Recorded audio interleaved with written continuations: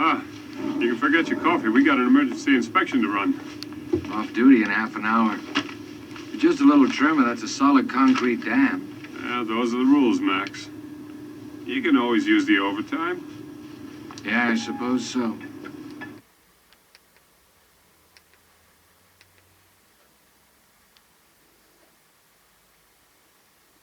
Not that stupid.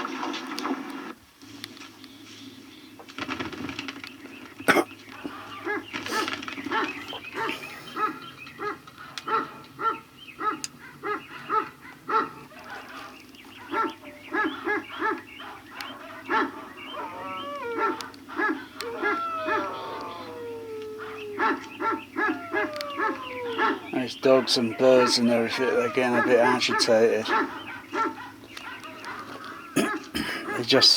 They have just sensed the P wave. Primary wave. And behind that is coming the S wave, the seismic wave. I guess the earthquake busted the conduit and it's flooded the bottom of the shaft. Whoa, here it comes.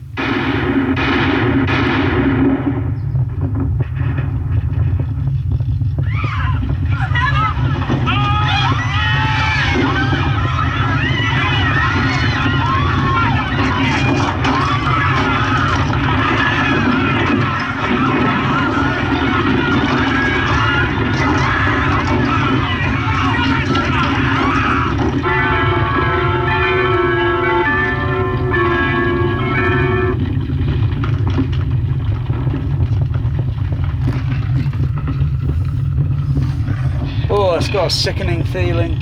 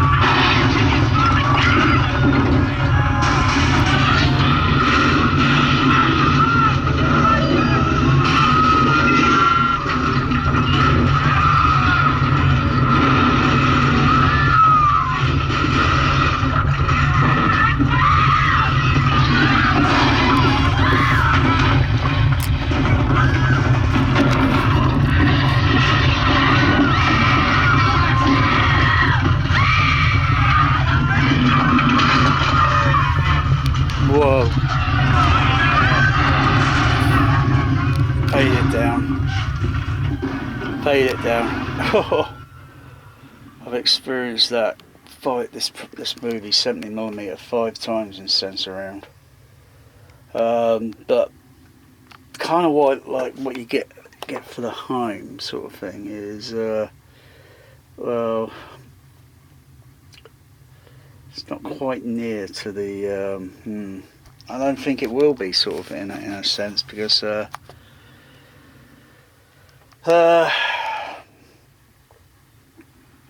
know, most people might think, oh wow, yeah, that's great, blah blah blah. But I can tell you there is something, you know, that's missing. You know, I know exactly what's missing. But you know, there are things that you could do and DIY you can make, and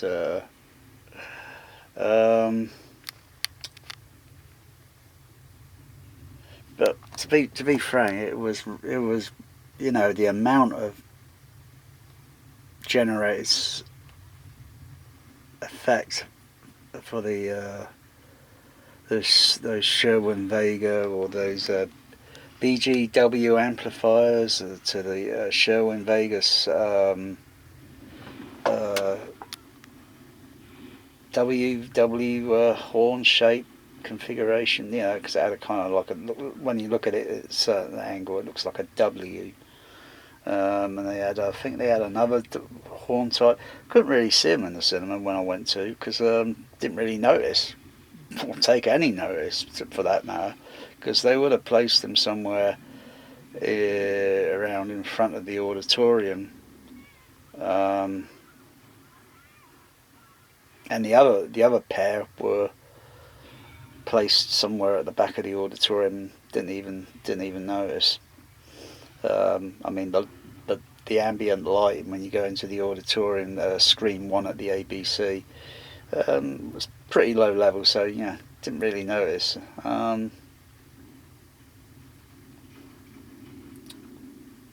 But yeah, kind of didn't really have a thing for sound then, but not until mid-80s. But I kind of like, I kind of was interested, kind of curious and fascinated, as well as the film itself, the story, and so. But yeah, just kept going back a few times because it was totally different from nearly all other movies I see, because they weren't having this sort of magnitude of SBL level. Not that I would know what SBL meant back then, or DB, though Battlestar, you know, wrong day, wrong time, sat in the wrong seat, and bam, I noticed it's not until probably maybe a week or two later, you know, because I'm probably oblivious to it during the daytime with all the other background noise around, and at night time I noticed this hissing sound in my ears and thinking, not that I noticed, not that I thought it was in my ears, because I thought it was coming from somewhere else, you know. I thought it was floating around somewhere, but it wasn't. It was coming on in the inner ears, and the mind is receiving the signal. Yeah, but I never noticed any hissing or whistly sounds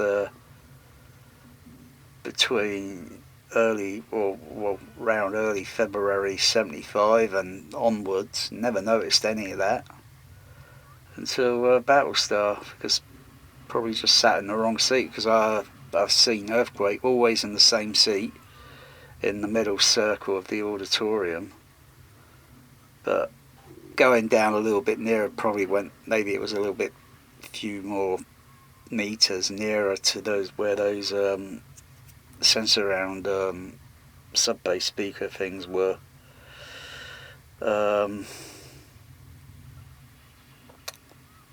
So I was just probably sat in the right, and probably the dB level was just a fraction a little bit high.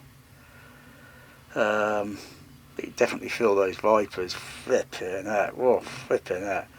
Feel this pounding, this movement, this forward, backward movement. It just felt like air pressure. Ridiculous. I tell you, it totally beats this thing what they're kind of doing at the moment, what they call it, a Trinnov bass wave thing or whatever. Please. I felt all that back in the 1970s, and then better still with THX at the UCI at High Wycombe in Buckinghamshire, and that was 1990. Yeah, you know, every time the manufacturers, you know, it's like food products and such, you know, if something's not doing very well, then they try to think, oh, we'll come up with something different, and then we'll hype it with the marketing, and you know, and then get the sales, you know, because they watch their, you know, their graph and see where it's going, don't they? So you always got to cook up something new.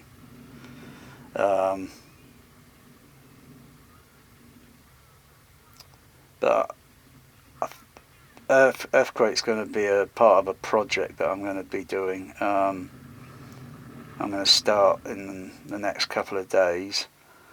I've just got to wait for some connectors, adapter leads to arrive. And I've got this little idea that I've been thinking about for the last several months. It's not really a big deal, but I'm just going to see if it will work with what I'm going to be using. If it doesn't, then I'll think, I'll use it for something else that probably will work. So it's a bit of a trial and error sort of thing. Because generally, what I notice with most sub bass and all that, it's always just doing the same thing all over and over and over again. So I just thought, okay, I'm going to try a different angle. At least it's cheap. Mind you, this earthquake scene in the movie, it plays for like 10 minutes, I think.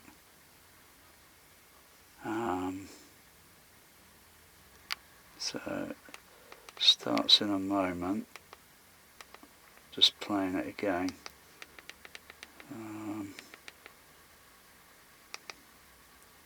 It could be just about 8 minutes. I think I stopwatched it one time and can't remember what the but it's totally different from all these other earthquake movies or volcano things, where it's San Andreas. That movie's just dreadful. Because it ruins it when it plays all the music score, and then you just got more noise,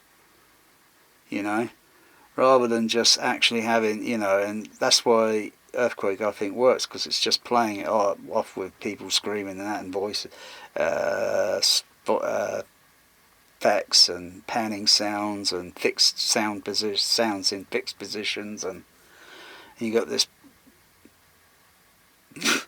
disturbing sub-bass earthquake rumbling, roaring, which in the sense it sounds a bit unrealistic, because I don't think you would hear it acoustically above the ground at that level. I think it would be a little bit less, but you would completely be feeling the motion of the ground, which is totally uncontrollable, and the amount of released energy that's coming up, and then it moving this way, that way. It's moving in all directions.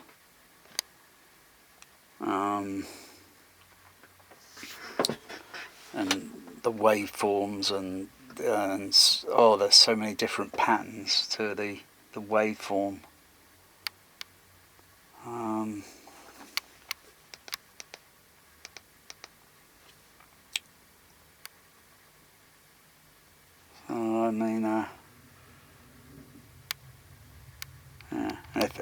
If the idea works, my little project thing works, then it'd be great for all the other sort of things as well.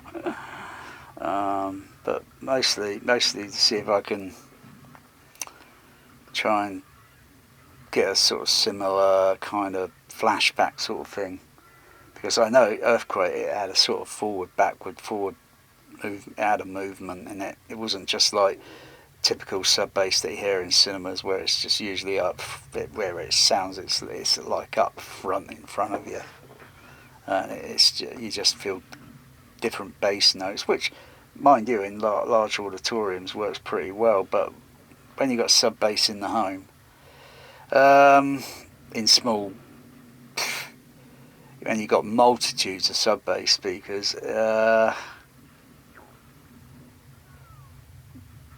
you really got to be careful what frequencies are playing back, and because you'll end up with audio frequency masking effects with it, certain bass notes over modulating on the bass mids, or sometimes it'd be the bass mid on the screen channels that could filter out the LFE signal, and you'd think you need to turn it up a little bit. No, you got to very carefully adjust everything and get everything, and then play it, and then and then go to the mute button, and then just turn it on and off, to see whether it's working or not. Otherwise, it just gets kind of hidden, because the low frequencies are a little bit more lower in level, even though it's playing loud in level sort of thing, but our ears can detect that, and the RTA, the microphone, will detect that, look at these frequencies here, they're up here, and this, turn off everything else, or if you adjust the crossover on a DSP, and adjust the crossover and turn it and dial everything else down, and then you notice, oh yeah, now you notice the rumbling on the LFE channel. So plus it's okay to have enough power, so you know you don't run out of power, but at the end of the day you only really need realistically so much for the size of the room that in a home. In a large size auditorium you need a little bit more because it's obviously larger space, and you can't use a few watts. That's not going to work, even though it would technically, but it would just be very soft and it wouldn't be impacting. I'm surprised those JBLs, those 5628s. Wow. I wouldn't mind changing my 4645s and changing them over to those other subs. But good gosh, they're 3,300. Gotta wait a few years until they show up on eBay for about very cheap, you know, or cinemas are discontinuing them or whatever, and they got bundles they're just removing, and they'll just end up very, very cheap, probably 800 or maybe less than 800. But that's many years ahead. But they're pretty damn good. I'm pretty impressed with how they sounded or how they felt at the Odeon, but wasn't impressed with everything else because everything else was just too damn loud on the mid and high frequency range. It was just almost ear-shattering and unpleasant. That's why when wearing the earplugs, it filters out those mids and highs, yeah, and then it's a bit more calm. You can still hear everything else going on, but you don't hear any high frequency. Not that I think I noticed any real high frequency above 8,000 kilohertz, because there wasn't anything there. I don't think that was significant, but it makes it calmer, and also it makes psychologically it makes the bass feel better as well, because you're using an earplug and you're filtering off all those other frequencies, and it makes the bass even more feel a bit more extra dB more. But it's just an illusion. But you know, it's just like using a crossover filter and you on a DSP and you turn down all the HF horn levels. You can either dial it down by the frequency or you can turn it down by the level, and then you make the bass sound bigger. Kind of magic, really.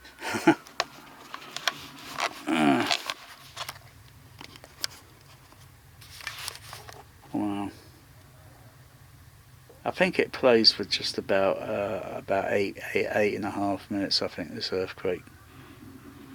It seems like 10 minutes, but you know, you gotta actually make the you know. Otherwise, you could tune the sub. You can tune the sub. The output. I could tune it down to 20 hertz with the crossover, and then just take up the. And then, of course, you got to take up the level, because then and then you got to readjust all the other levels, and you know, because you can't overdo it without knowing what you're doing, because you could do damage to the driver. You could, you know. I'm surprised those JBLs. They got a little bit more excursion than the JBLs I've got. They got 3.5 inches. Wow, that's quite a bit of movement. Because obviously it must have been doing something like that in the on the playback. Because there were so many scenes, but I didn't like that Doom movie. God.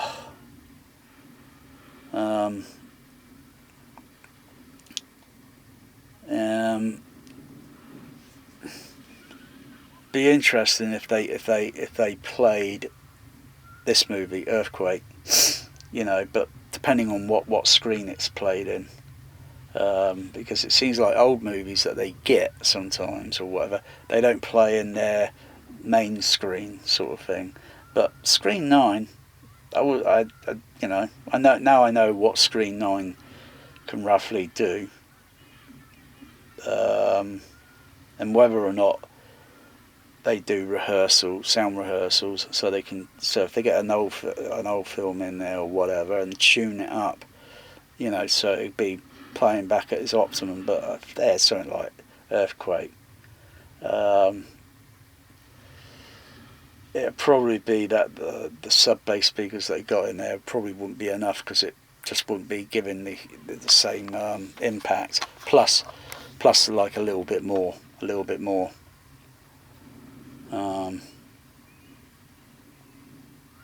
I suppose it could have been easily encoded onto the disc, but there's only a single LFE channel, so it's a bit outdated. The LFE, I think, I'd have thought that would have at least have evolved by now with all this Atmos nonsense rubbish, with an LFE 2, an LFE 3, LFE 4, LFE 5. I can keep going on, because I could be thinking you could have specific LFE signals to play back for maybe music track only or effects track only. That's basically it. But playing back for what type of tracks? Because I think with this immersive audio sort of nonsense, it's brainwashing. It's not immersive audio, okay?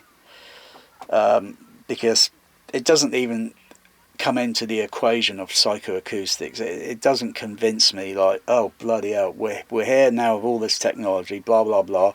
Auditoriums are getting better with getting with the NC rating, though I'm pretty sure when the film finished and I was looking behind the screen and around the auditorium a little bit, I'm pretty sure I was hearing music, very muffled sort of thing. It sounded more middle range but I couldn't notice any bass range that I could detect.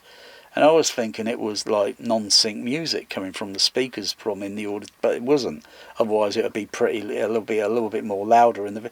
But there's in the video where I could, you know, because it's only a mono video microphone on the bloody camera, I could detect some music in the background, very faintly. So it must have been some coming from an adjacent screen. Could have been. I'm not sure if it was screen number 8 that's next to screen number 9, or if it's screen number 7. I don't know. I can't remember where the positionings are on the screens. But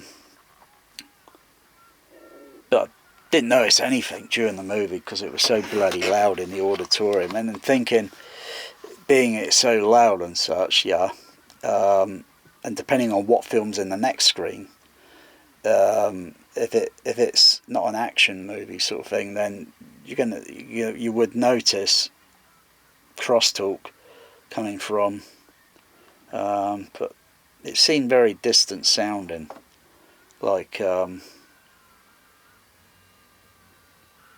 but you couldn't feel it, unlike Tower Park Cineworld, because some great-minded person thought it would be smart to put a wooden floor over the concrete floor, but it's too tight against the side walls, and thus the walls act like a membrane, like a diaphragm sort of thing. So when there's bass going on in another auditorium, it goes through the wooden floor and you can feel it underneath your feet. Very distracting, I would say.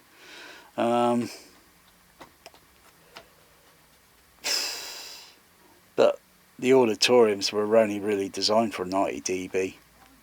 But now they've got different sound system. They've probably still got the same sound system. They probably haven't changed it since they've gone from Empire Cinemas over to Cineworld, whereas it was before Empire Cinemas, it was UCI Cinemas. So they probably got the same QSE speakers there still.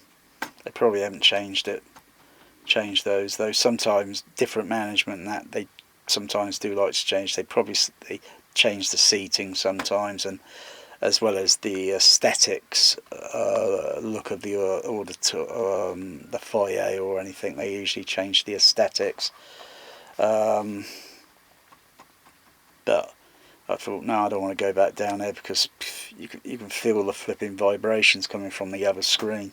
Not that, it's a big deal, but you shouldn't be able to. You shouldn't be, not with a technological, high-tech cinema technology stuff today that's literally in the millions. I mean, the auditorium some of these auditoriums must be about 1 million, or some a little bit more bigger, or would be a few more million more, because you've got to take everything into,